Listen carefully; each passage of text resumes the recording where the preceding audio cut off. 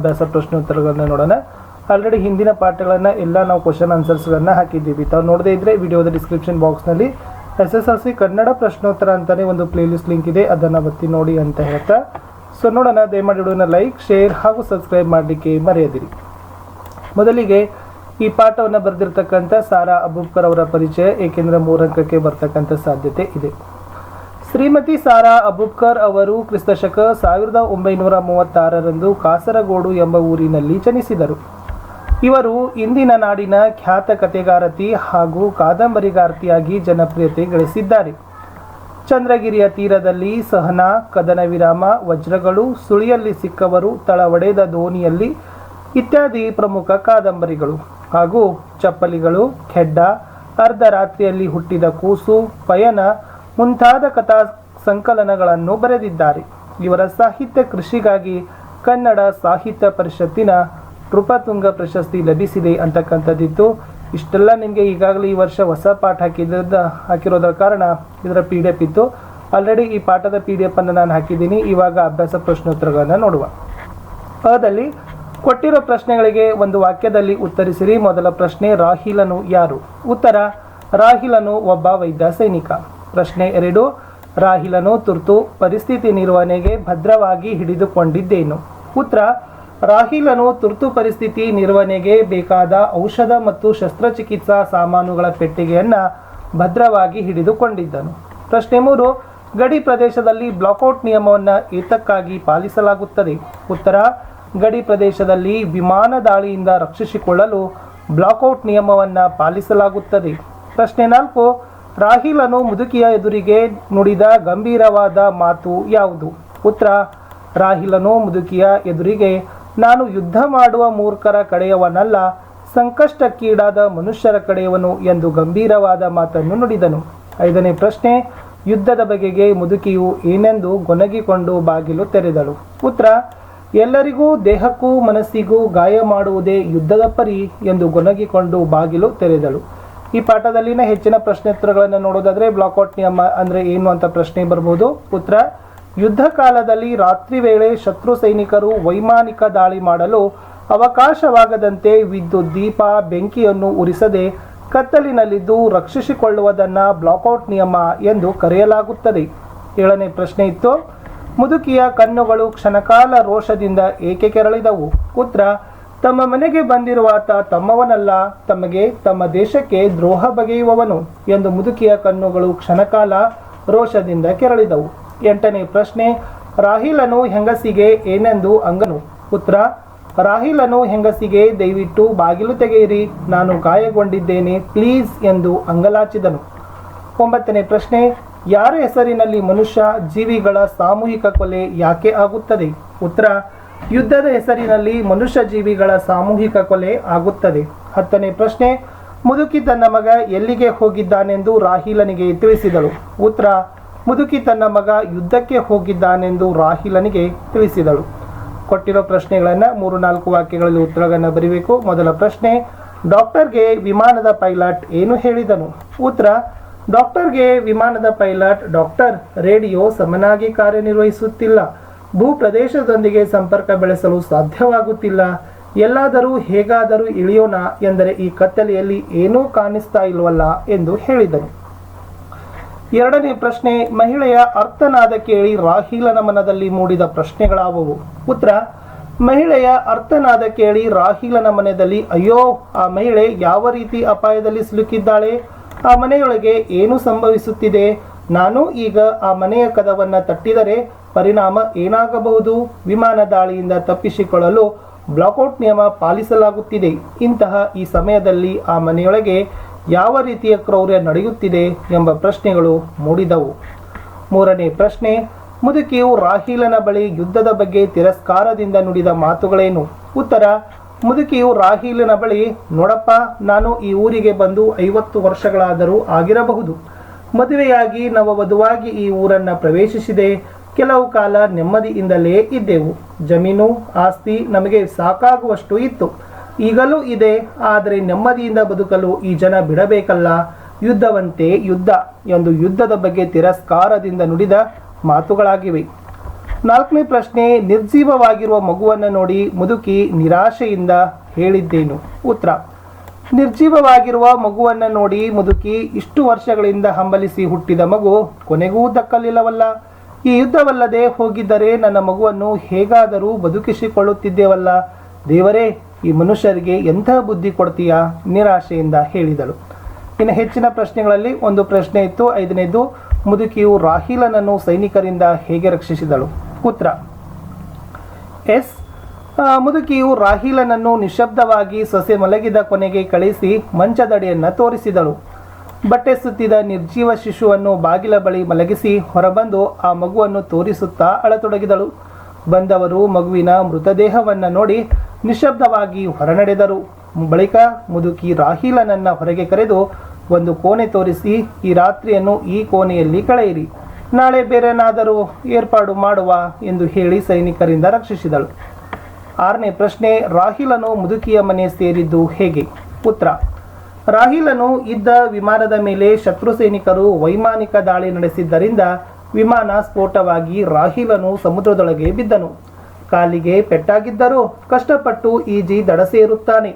ಆ ರಾತ್ರಿ ವೇಳೆಯಲ್ಲಿ ಮಿಂಚೊಂದು ಬಂದಾಗ ಹತ್ತಿರದಲ್ಲಿ ಒಂಟಿ ಮನೆ ಇರುವುದನ್ನು ನೋಡಿ ಅಲ್ಲಿಗೆ ಹೋಗಬೇಕು, ಮಳೆಯಿಂದ ರಕ್ಷಣೆ ಪಡೆಯಬೇಕು, ಕಾಲಿನ ಆರೈಕೆಯಾಗಬೇಕು ಎಂದು ಯೋಚಿಸುತ್ತಾ ಅಲ್ಲಗೆ ತೆವಳುತ್ತಾ ಹೋಗಿ ಬಾಗಿಲು ಬಡಿಯುತ್ತಾನೆ. ಒಳಗಿದ್ದ ಮುದುಕಿ ಬಾಗಿಲು ತೆರೆದಾಗ ಒಳಗಡೆ ಹೋಗುತ್ತಾನೆ. ಇನ್ನು ಮುಂದಿನ ಪ್ರಶ್ನೆ 8-10 ವಾಕ್ಯಗಳಲ್ಲಿ ಉತ್ತರವನ್ನು ಬರೀಬೇಕಿತ್ತು. ಮೊದಲ ಪ್ರಶ್ನೆ, ಮುದುಕಿಯು ತನ್ನ ಮಗನು ಯುದ್ಧಕ್ಕೆ ಹೋದ ಸಂದರ್ಭವನ್ನು ಹೇಗೆ ವಿವರಿಸಿದಳು? ಉತ್ತರ: ರಾಹೀಲನು ಮುದುಕಿಗೆ, ನಿಮ್ಮ ಮಗ ಈಗ ಎಲ್ಲಿದ್ದಾನೆಂದು ಕೇಳಿದಾಗ ಮುದುಕಿಯು, ನನ್ನ ಮಗ ಯುದ್ಧಕ್ಕೆ ಹೋಗಿದ್ದಾನೆ. ನನ್ನ ಮಗ ಇನ್ನೂ ಚಿಕ್ಕ ಹುಡುಗವನಾಗಿದ್ದಾಗ ಅವನ ತಂದೆಯನ್ನ ಯುದ್ಧಕ್ಕೆ ಕರೆದುಕೊಂಡು ಹೋಗಿದ್ದರು, ಆದರೆ ಹಿಂತಿರುಗಲಿಲ್ಲ. ಎದೆ ತುಂಬ ಬೂದಿ ಮುಚ್ಚಿದ ಕೆಂಡ, ಎದೆಯ ಗಾಯ ಇಂದಿಗೂ ಇದೆ. ನೋಡು, ಎಲ್ಲ ದುಃಖ ನುಂಗಿಸಿಕೊಂಡು ಮಗನನ್ನ ಸಾಕಿ ಸಲಹಿದೆ, ಮದುವೆಯನ್ನೂ ಮಾಡಿದೆ. ಈಗ 5-6 ವರ್ಷಗಳ ಬಳಿಕ ಸೊಸೆ ಗರ್ಭಿಣಿಯಾದಳು. ಮನೆಯಲ್ಲೊಂದು ಪುಟ್ಟ ಮಗುವಿನ ಅಳು ಕೇಳಲು ನನ್ನ ಮಗನು ತುದಿಗಾಲಲ್ಲಿ ನಿಂತು ಕಾಯುತ್ತಿದ್ದನು. ಅಷ್ಟರಲ್ಲಿ ಬಂತು ಯುದ್ಧ. ಅವನೊಮ್ಮೆ ಹಿಂತಿರುಗಿ ಬಂದಿದ್ದರೆ ಸಾಕಾಗಿತ್ತು. ಈ ವಿಷಯ ತಿಳಿದು ಅವನೆಷ್ಟು ಸಂಕಟ ಪಡುತ್ತಾನೋ ಎಂದು ಮಗನು ಯುದ್ಧಕ್ಕೆ ಹೋದ ಸಂದರ್ಭವನ್ನ ವಿವರಿಸಿದಳು. 2ನೇ ಪ್ರಶ್ನೆ, ರಾಹೀಲನ ಮುದುಕಿಯ ಕುಟುಂಬಕ್ಕೂ ಮುದುಕಿಯ ರಾಹೀಲನಿಗೂ ಮಾಡಿದ ಸಹಾಯವನ್ನ ಸಂಕ್ಷಿಪ್ತವಾಗಿ ವಿವರಿಸಿರಿ. ಉತ್ತರ: ಯುದ್ಧದಲ್ಲಿ ಗಾಯಗೊಂಡ ರಾಹೀಲನು ಮುದುಕಿಯ ಮನೆಗೆ ಬರುತ್ತಾನೆ. ಆ ಸಂದರ್ಭದಲ್ಲಿ ಮುದುಕಿಯ ಸೊಸೆ ಹೇರಿಗೆ ಬೇನೆ ತಿನ್ನುತ್ತಿದ್ದಳು. ಇದನ್ನು ತಿಳಿದ ರಾಹೀಲ್ ಅನ್ನು, ನಾನೋರ್ವ ಡಾಕ್ಟರ್, ಆಕೆಯನ್ನು ಪರೀಕ್ಷಿಸಲೇ ಎಂದು ಕೇಳಿದಾಗ ಮುದುಕಿಗೆ ಸಂತೋಷವಾಯಿತು. ನಂತರ ಮುದುಕಿ ರಾಹೀಲನ ಒದ್ದೆ ಬಟ್ಟೆಗಳನ್ನು ನೋಡಿ ತನ್ನ ಮಗನ ಬಟ್ಟೆಯನ್ನು ತಂದುಕೊಟ್ಟಳು. ರಾಹೀಲ್ ಒದ್ದೆಯಾಗಿದ್ದ ಬಟ್ಟೆ ಬದಲಿಸಿಕೊಂಡು ಮುದುಕಿಯ ಸೊಸೆಯನ್ನ ಪರೀಕ್ಷೆ ಮಾಡತೊಡಗಿದನು. ಬಹಳ ಹೊತ್ತಿನ ಪ್ರಯತ್ನದ ಬಳಿಕ ಮಗುವನ್ನು ಹೊರತೆಗೆದು ಸೊಸೆಯ ಜೀವ ಉಳಿಸಿದನು. ಆದರೆ ಮಗು ನಿರ್ಜೀವವಾಗಿತ್ತು. ನಂತರ ಮುದುಕಿಯು 1-2 ಪುಟ್ಟ ಹಲಗೆ ತುಂಡುಗಳನ್ನು ಕೊಟ್ಟಳು. ಅವುಗಳಿಂದ ನೋವಾಗಿದ್ದ ಕಾಲುಗಳ ಆರೈಕೆ ಮಾಡಿಕೊಂಡನು. ಇದೇ ಸಮಯಕ್ಕೆ ಶತ್ರು ದೇಶದ ಸೈನಿಕರು ರಾಹೀಲನ ಹುಡುಕಿಕೊಂಡು ಬಂದರು. ಆಗ ಮುದುಕಿಯು ರಾಹೀಲನ ಅಸಹಾಯಕತೆಯ ದಯನೀಯವಾದ ನೋಟವನ್ನು ನೋಡಿ ಯುದ್ಧಕ್ಕೆ ಹೋದ ತನ್ನ ಮಗನಂತೆ ಭಾವಿಸಿಕೊಂಡು ಸೊಸೆ ಮಲಗಿದ ಕೋಣೆಯ ಮಂಚದಡಿ ಕಳುಹಿಸಿ ಅವರಿಂದ ರಕ್ಷಿಸಿದಳು. ಶತ್ರು ಸೈನಿಕರು ಹೋದ ಮೇಲೆ ರಾಹೀಲನು ರಾತ್ರಿ ಒಂದು ಕೋಣೆಯಲ್ಲಿ ಮಲಗುವಂತೆ ಏರ್ಪಾಡು ಮಾಡಿದಳು. 1-2 ದಿನಗಳಲ್ಲಿ ಪರಸ್ಪರರಲ್ಲಿ ವಿಶ್ವಾಸ ಮೂಡಿತು. ಇಬ್ಬರೂ ಪರಸ್ಪರ ಸುಖ ದುಃಖಗಳನ್ನು ಹಂಚಿಕೊಂಡರು. ಹೀಗೆ ರಾಹೀಲನು ಮುದುಕಿಯ ಕುಟುಂಬಕ್ಕೂ ಮುದುಕಿಯು ರಾಹೀಲನಿಗೂ ಪರಸ್ಪರ ಸಹಾಯವನ್ನ ಮಾಡಿದರು. ಪ್ರಶ್ನೆ 3 ಇದೆ. ಯುದ್ಧದಿಂದ ಆಗುವ ಅನಾಹುತಗಳ ಬಗ್ಗೆ ನಿಮ್ಮ ಅಭಿಪ್ರಾಯವನ್ನು ಬರೆಯಿರಿ. ಉತ್ತರ: ಯುದ್ಧ ಇತಿಹಾಸದ ಉದ್ದಕ್ಕೂ ಇರುವಂಥದ್ದೇ ಆಗಿದೆ. ಸಾಮ್ರಾಜ್ಯ ವಿಸ್ತರಣೆ, ಲೋಭ, ಶಕ್ತಿಯ ಪ್ರದರ್ಶನ, ಕೌಟುಂಬಿಕ ಕಲಹಗಳು, ದ್ವೇಷ ಸಾಧನೆ ಮುಂತಾದವು ಯುದ್ಧಕ್ಕೆ ಕಾರಣವಾಗುತ್ತವೆ. ಉದಾಹರಣೆಗೆ, ದ್ವೇಷ ಸಾಧನೆಯಿಂದ ಕೌರವರಿಗೂ ಪಾಂಡವರಿಗೂ ಯುದ್ಧವಾಗಿ ಕೌರವ ಅಂಶ ನಾಶವಾಯಿತು. ಸಾಮ್ರಾಜ್ಯ ವಿಸ್ತರಣೆ ಮಾಡಲು ಅಲೆಕ್ಸಾಂಡರ್ ಯುದ್ಧ ಮಾಡಿದನು. ಭಾರತದ ಸಂಪತ್ತಿನ ಲೋಭದಿಂದ ಘಜ್ನಿ ಮಹಮ್ಮದ್ ಭಾರತದ ಮೇಲೆ ದಂಡೆತ್ತಿ ಬಂದು ಭಾರತಕ್ಕೆ ಘಾಸಿಗೊಳಿಸಿದನು. ಶಕ್ತಿಯ ಪ್ರದರ್ಶನ ಮಾಡಲು ಭರತ ಷಡ್ಮಂಡಲಗಳನ್ನು ಗೆದ್ದು ಬಂದನು. ಕೌಟುಂಬಿಕ ಕಲಹದಿಂದ ಎಷ್ಟೋ ರಾಜಮನೆತನಗಳು ನಾಶವಾಗಿವೆ. ಈ ಯುದ್ಧದ ಭೀಕರತೆಯ ಧರ್ಮ ದೇಶಗಳ ಭೇದವಿಲ್ಲದೆ ಭಾಗಿಯಾದ ಸೈನಿಕರು ಅವರಿಗೂ ಅವರ ಕುಟುಂಬ ವರ್ಗದವರಿಗೂ ಹಾಗೂ ದೇಶಕ್ಕೂ ನಾನಾ ರೀತಿಯ ಸಂಕಷ್ಟಗಳನ್ನು ತಂದು ಒಡ್ಡುತ್ತದೆ. ಸಂಕಟಕ್ಕೆ ಗಡಿಯಿಲ್ಲ, ಧರ್ಮವಿಲ್ಲ. ಯುದ್ಧ ಕಥೆಯಲ್ಲಿ ಮುದುಕಿ ಯುದ್ಧಕ್ಕೆ ಹೋದ ತನ್ನ ಗಂಡನನ್ನು ಕಳೆದುಕೊಂಡಿದ್ದಳು. ಎಲ್ಲರ ಮನಸ್ಸಿಗೂ ದೇಹಕ್ಕೂ ಗಾಯ ಮಾಡುವುದೇ ಯುದ್ಧದ ಪರಿ. ಈ ಯುದ್ಧ ನನ್ನ ಮೊಮ್ಮಗನನ್ನು ಉಳಿಸಲಿಲ್ಲ. ಯಾರಿಗಾಗಿ, ಯಾತಕ್ಕಾಗಿ ಈ ಯುದ್ಧ ಎಂದು ಮುದುಕಿ ಹೇಳಿದ ಮಾತಿನಿಂದ ಯುದ್ಧದ ಪರಿಣಾಮವನ್ನು ಅರಿಯಬಹುದು. ಆದ್ದರಿಂದ ಯುದ್ಧದಲ್ಲಿ ನೊಂದವರ ಧರ್ಮ ಭಿನ್ನತೆ, ದೇಶ ಭಿನ್ನತೆ, ವೈರಿ ಮಿತ್ರ ಎಂಬುದನ್ನೆಲ್ಲ ಪರಿಗಣಿಸದೆ ಪರಸ್ಪರರು ಸಂಕಷ್ಟ ಪರಿಹಾರಕ್ಕೆ, ರಕ್ಷಣೆಗೆ ತೊಡಗುವ ಮಾನವೀಯ ಮೌಲ್ಯಯುತ ನಡವಳಿಕೆಗಳನ್ನು ಬೆಳೆಸಿಕೊಳ್ಳಬೇಕು ಎಂಬುದೇ ನನ್ನ ಅಭಿಪ್ರಾಯವಾಗಿದೆ. ಮುಂದಿನ ಭಾಗ ಸಂದರ್ಭ ಸಹಿತ ಸ್ವಾರಸ್ಯವನ್ನು ಬರಿಬೇಕು. ಮೊದಲ ವಾಕ್ಯ, ದಯವಿಟ್ಟು ಬಾಗಿಲು ತೆಗೆಯಿರಿ, ನಾನು ಗಾಯಗೊಂಡಿದ್ದೇನೆ. ಉತ್ತರ, ಈ ವಾಕ್ಯವನ್ನು ಶ್ರೀಮತಿ ಸಾರಾ ಅಬೂಬಕರ್ ಅವರ ಚಪ್ಪಲಿಗಳು ಕಥಾ ಸಂಕಲನದಿಂದ ಆಯ್ದ ಯುದ್ಧ ಪಾಠದಿಂದ ಆರಿಸಿಕೊಳ್ಳಲಾಗಿದೆ. ಸಂದರ್ಭ, ಈ ಮಾತನ್ನ ವೈದ್ಯ ಸೈನಿಕನಾದ ರಾಹಿಲನು ಮುದುಕಿಗೆ ಹೇಳಿದನು. ಯುದ್ಧದಲ್ಲಿ ಗಾಯಗೊಂಡು ಸಮುದ್ರಕ್ಕೆ ಬಿದ್ದ ರಾಹಿಲನು ಈಜುತ್ತಾ ದಡವನ್ನ ಸೇರುತ್ತಾನೆ. ದಡದಲ್ಲಿದ್ದ ಒಂಟಿ ಮನೆಯನ್ನ ನೋಡಿ ಅಲ್ಲಿಗೆ ಬರುತ್ತಾನೆ. ರಾಹಿಲ ತೆವಳುತ್ತಾ ಹೇಗೋ ಆ ಮನೆಯ ಮೆಟ್ಟಿಲು ಹತ್ತಿ ಬಾಗಿಲು ಬಡಿದು, ಅಮ್ಮ ಬಾಗಿಲು ತೆಗೆಯಿರಿ ಎಂದನು. ಹಾ, ಯಾರಪ್ಪ ಅದು? ಈ ಮಳೆಯಲ್ಲಿ, ಈ ಕತ್ತಲ ಗುಹೆಯಲ್ಲಿ ಯಾರು ಎಂದು ಮನೆಯ ಒಳಗಿನಿಂದ ಹೆಂಗಸೊಬ್ಬಳು ಕೇಳಿದಳು. ಆಗ ರಾಹಿಲ, ದಯವಿಟ್ಟು ಬಾಗಿಲು ತೆಗೆಯಿರಿ, ನಾನು ಗಾಯಗೊಂಡಿದ್ದೇನೆ, ಪ್ಲೀಸ್ ಎಂದು ದಯನೀಯವಾಗಿ ಅಂಗಲಾಚುವ ಸಂದರ್ಭವಾಗಿದೆ. ಸ್ವಾರಸ್ಯ, ಯುದ್ಧದ ಸಂದರ್ಭದಲ್ಲಿ ಗಾಯಗೊಂಡಿರುವ ರಾಹಿಲನು ರಕ್ಷಣೆಗಾಗಿ ಇನ್ನೊಬ್ಬರ ಸಹಾಯವನ್ನು ಬೇಡುವ ದಯನೀಯ ಸ್ಥಿತಿ ಇಲ್ಲಿ ಅಭಿವ್ಯಕ್ತಗೊಂಡಿದೆ. ಮುಂದಿನ ವಾಕ್ಯ, ನಾನಾಕೆಯನ್ನು ಪರೀಕ್ಷಿಸುವೆ, ನೀವು ಬಿಸಿ ನೀರು ಸಿದ್ಧಪಡಿಸಿ. ಉತ್ತರ, ಈ ವಾಕ್ಯವನ್ನು ಶ್ರೀಮತಿ ಸಾರಾ ಅಬೂಬಕರ್ ಅವರ ಚಪ್ಪಲಿಗಳು ಕಥಾ ಸಂಕಲನದಿಂದ ಆಯ್ದ ಯುದ್ಧ ಎಂಬ ಪಾಠದಿಂದ ಆರಿಸಿಕೊಳ್ಳಲಾಗಿದೆ. ಈ ಮಾತನ್ನ ರಾಹಿಲನು ಮುದುಕಿಗೆ ಹೇಳಿದನು. ಮನೆಯ ಒಳಗಡೆಗೆ ಹೋದ ರಾಹಿಲನಿಗೆ ಮುದುಕಿಯ ಸೊಸೆ ಹೇರಿಗೆಯನ್ನು ತಿನ್ನುತ್ತಿದ್ದಾಳೆ ಎಂದು ಗೊತ್ತಾಗ್ತದೆ. ರಾಹಿಲನು ತಾನು ಡಾಕ್ಟರ್ ಎಂದು ಹೇಳಿದಾಗ ಮುದುಕಿಯು ಆತನನ್ನು ತನ್ನ ಸೊಸೆ ಇರುವ ಕೋಣೆಗೆ ಕರೆದುಕೊಂಡು ಹೋದಳು. ಆಗ ರಾಹಿಲನು, ನಾನು ಆಕೆಯನ್ನು ಪರೀಕ್ಷಿಸುವೆ, ನೀವು ಬಿಸಿನೀರು ಸಿದ್ಧಪಡಿಸಿ ಎಂದು ಮುದುಕಿಗೆ ಹೇಳಿದ ಸಂದರ್ಭವಾಗಿದೆ. ರಾಹಿಲನು ಗಾಯಗೊಂಡು ನೋವಿನಲ್ಲಿದ್ದರೂ ಇನ್ನೊಬ್ಬರ ನೋವಿಗೆ ಸ್ಪಂದಿಸುವ ಪರೋಪಕಾರ, ಮಾನವೀಯ ಗುಣ ಈ ವಾಕ್ಯದಲ್ಲಿ ಅಭಿವ್ಯಕ್ತಗೊಂಡಿದೆ. ಮೂರನೇ ವಾಕ್ಯ, ಯುದ್ಧಕ್ಕೆ ಹೋದ ತನ್ನ ಮಗನ ಕಣ್ಣುಗಳಂತೆಯೇ ಇವೆಯಲ್ಲ. ಉತ್ತರ, ಈ ವಾಕ್ಯವನ್ನ ಶ್ರೀಮತಿ ಸಾರಾ ಅಬೂಬಕರ್ ಅವರ ಚಪ್ಪಲಿಗಳು ಕಥಾ ಸಂಕಲನದಿಂದ ಆಯ್ದ ಯುದ್ಧ ಎಂಬ ಪಾಠದಿಂದ ಆರಿಸಿಕೊಳ್ಳಲಾಗಿದೆ. ಸಂದರ್ಭ, ಈ ಮಾತನ್ನ ಮುದುಕಿ ಮನದಲ್ಲಿ ಸ್ಮರಿಸಿಕೊಳ್ಳುತ್ತಾಳೆ. ತಮ್ಮ ಮನೆಯೊಳಗಿರುವ ರಾಹಿಲನು ತಮ್ಮ ದೇಶದವನಲ್ಲ, ತಮ್ಮ ದೇಶಕ್ಕೆ ದ್ರೋಹ ಬಗೆಯುವವನು ಎಂಬ ಸಂದೇಹ ಮೂಡಿ ಕ್ಷಣಕಾಲ ಕಣ್ಣನ್ನು ಕೆಂಪು ಮಾಡಿಕೊಂಡಳು. ಸಮೀಪದಲ್ಲಿದ್ದ ರಾಹಿಲನ ಮುಖ ನೋಡಿದಳು.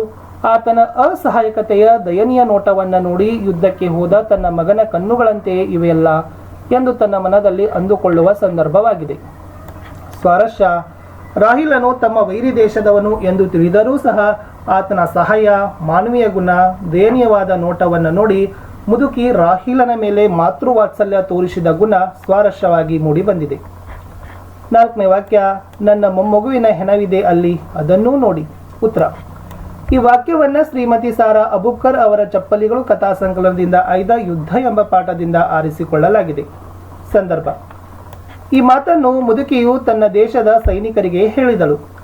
ರಾಹಿಲನು ಮುದುಕಿಯ ಮನೆಯಲ್ಲಿ ರಕ್ಷಣೆ ಪಡೆಯುತ್ತಿದ್ದ ಸಂದರ್ಭದಲ್ಲಿ ಸೈನಿಕ ಉಡುಪಿನಲ್ಲಿದ್ದ 4-5 ಜನರು ಮುದುಕಿಯ ಮನೆಗೆ ಬಂದು, ಈ ಕಡೆ ಯಾರಾದರೂ ಗಾಯಗೊಂಡ ಸೈನಿಕರು ಬಂದಿದ್ದಾರೆಯೇ ಎಂದು ಕೇಳುತ್ತಾ ಒಳನುಗ್ಗಿದರು.